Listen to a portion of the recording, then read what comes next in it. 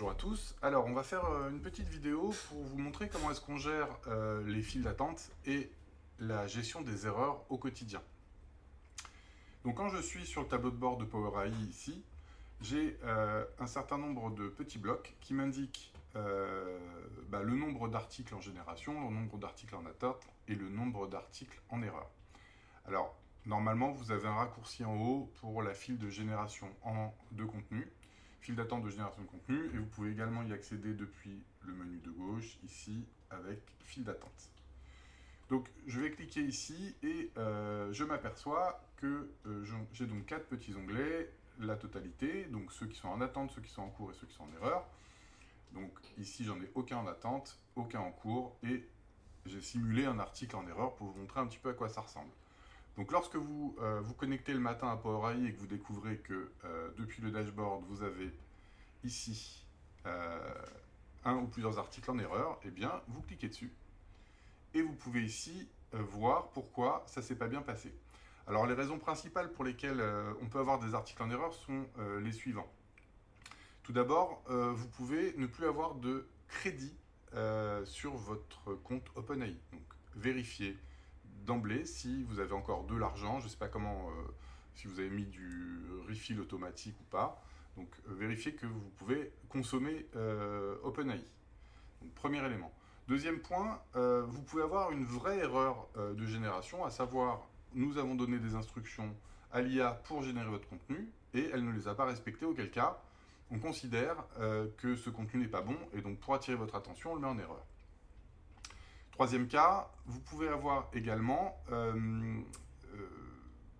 mis une source pour votre contenu qui normalement devrait être soit une vidéo YouTube, soit une page HTML. Eh bien, si jamais vous mettez une source PDF par exemple, eh bien, ça va forcément générer une erreur. D'autre part, lorsque vous mettez une source de type URL, eh bien, il est possible que cette URL soit bloquée au scrap, et auquel cas on n'a pas été capable de récupérer son contenu, auquel cas l'article va également rentrer en erreur.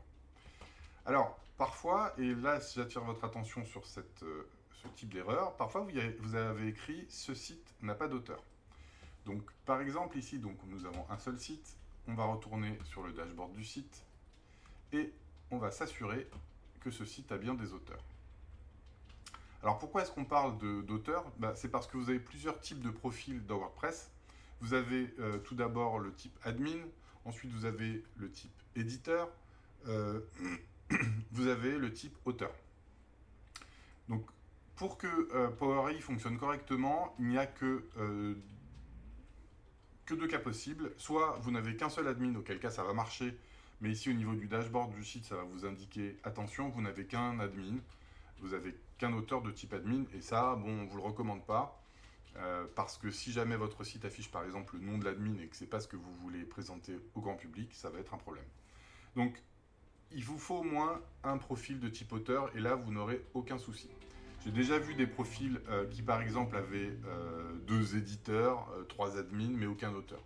Donc, vous devez avoir un auteur.